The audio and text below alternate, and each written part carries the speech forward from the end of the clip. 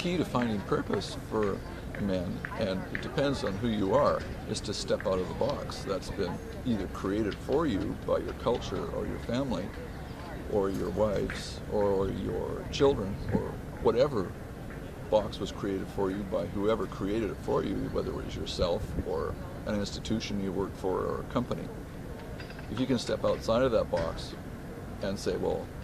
what would happen if that box didn't exist? Where do I live in this world separate from the boxes that have been created for me? What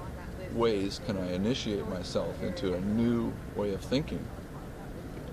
where freedom and happiness is more about what I want rather than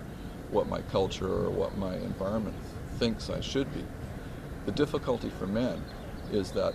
male roles largely are created by the culture that we live in, and that's where it has been difficult, is because the male role has largely been a supportive one towards the female and the child and the community and the village, and to step outside of that has traditionally been seen as an unmanly kind of thing. It's like you're turning your back on your culture, your community, your village, that kind of thing. But in our society, which is so generously given us so much, we can afford to step outside of that box and look in other directions and not worry so much about whether or not we're doing our job, because for the most part we are, no matter what we do.